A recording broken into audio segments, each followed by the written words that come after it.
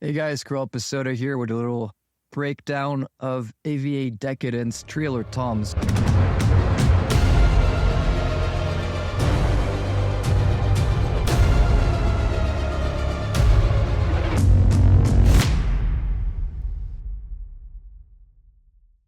So over here we have single patches and then master patches. So we'll start with singles.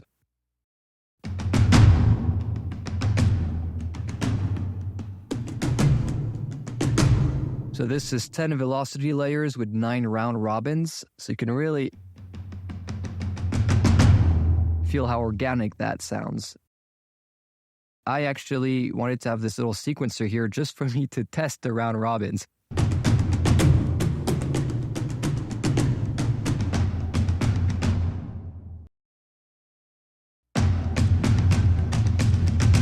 But you'll hear that sometimes it gets a little bit too crazy, so you can shorten the tail with the release knob.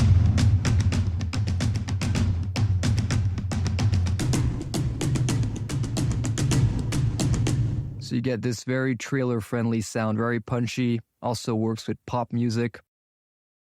Another thing you can do is, if it's a bit too clicky, right, you want to push it back in the mix. I didn't do mic positions, but what I usually find is that reducing the attack pushes the sample a bit further. So we could do something like this. This works with drums because the way I mix things is that I have a very close mic that's very short for the click and transient, then the room, and then the hall. So if we listen to this,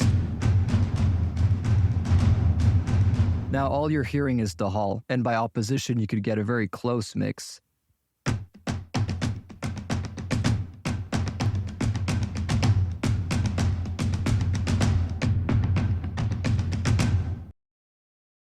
Cutting the filtering.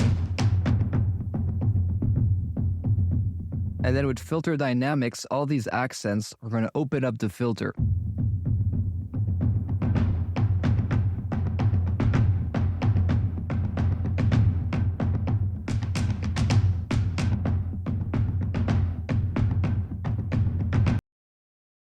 Another thing you can do is play with the compression slider here, which is not compression like you might think. It's just taking the lower velocity samples and raising them to match the volume of the louder dynamics. So if we reset this, it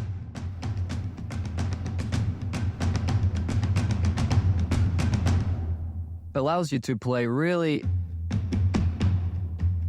the low dynamics feel as loud as the loud ones, which is something Hans Zimmer does a lot. Like the biggest drums are usually actually played softly and raised in volume.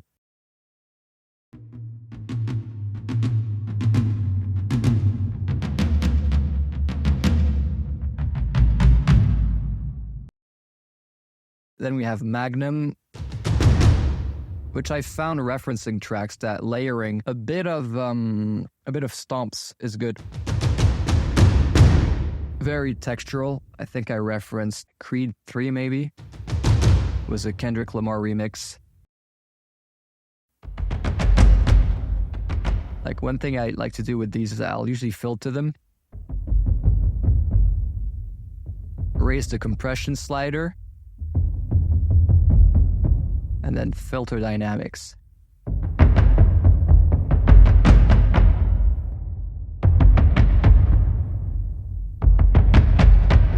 Yeah, it has just this mean sound. You can add a little DARBUKA on top.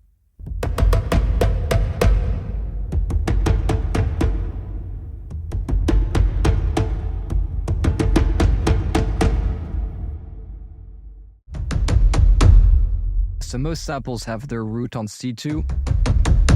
Stretched it to where it sounds good. Bit of a cleaner kick. Sometimes you don't want to have something so aggressive like the previous kick. You want to have it like just under to add a pulse to a drum bed. With lower velocities, I actually removed the flom so you can make drum rolls. Kind of useful like this.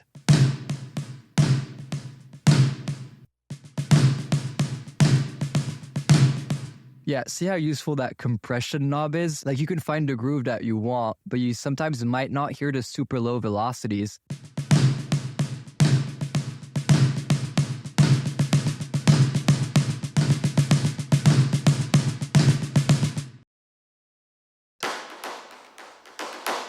So let's say you want this to be close mic, all you have to do is reduce the release.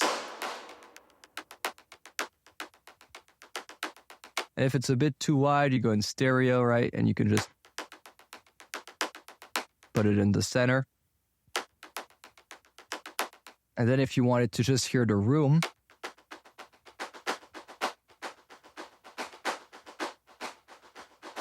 and then the hall.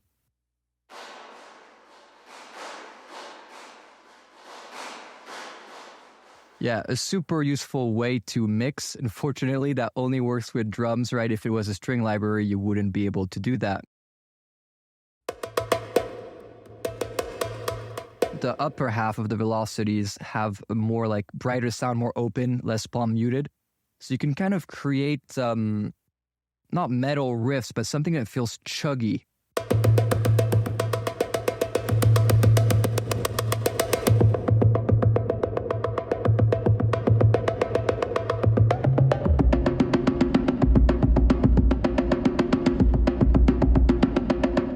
So much fun.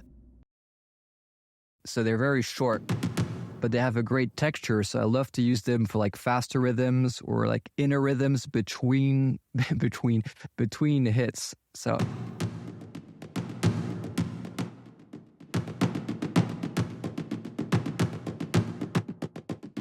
you can make little rolls. They're pretty handy for that.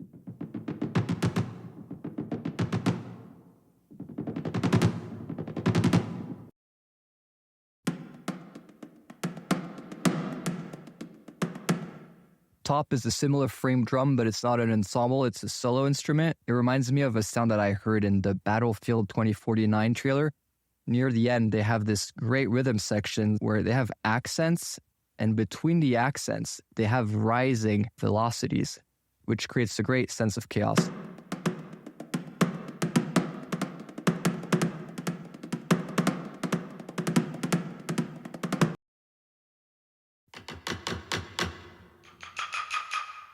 Pretty standard sounds that I overprocessed to match the feel of that library.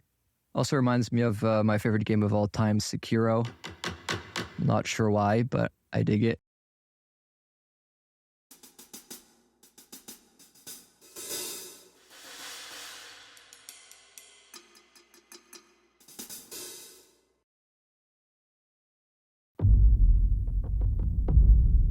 Just some organic sounding booms with a lot of round robins. But if you wanted to layer it under something like a bigger hit where a lot of harmonics already taken, you would take boom deep sub, sits a bit under.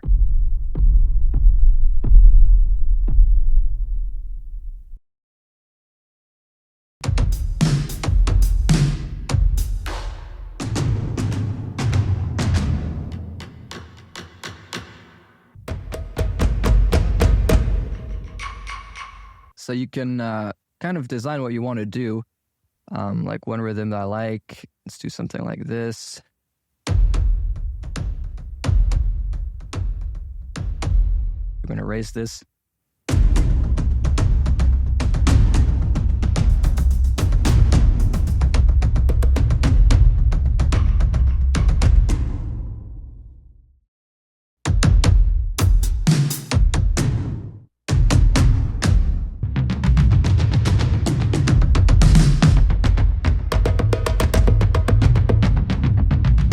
So if you look at the effects, you can see a bit of compression everywhere.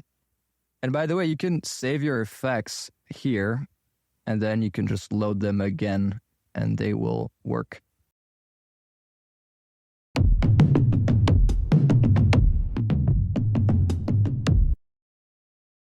So for the master patches, we're mapped using GM standard MIDI mapping. So any MIDI you have should work. Let's see if we use Frick, for example. Obviously, you're not going to play it back from this. You might want to drag the MIDI in your session and then, copy, paste it, create a variation.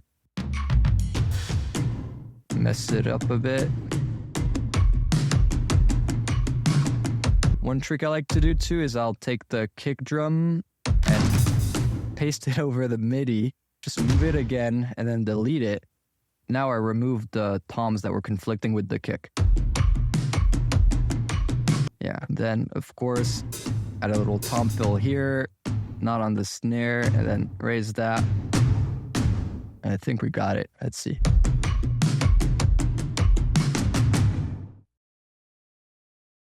So one thing to know about the effects is that you can change the order, which is very handy. And if you hit Command on something, it resets to the default value. But on some effects like flangers, where I'm always confused by the settings, if you Command click on stuff, it will reset it to the best sounding value.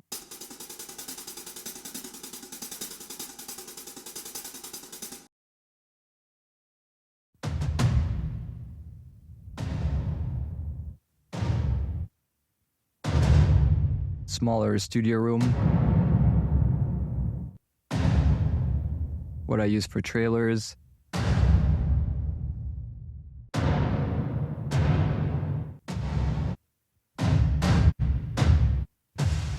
Sizzle is cool, it's only the high end. Pretty straightforward stuff, useful for sound design.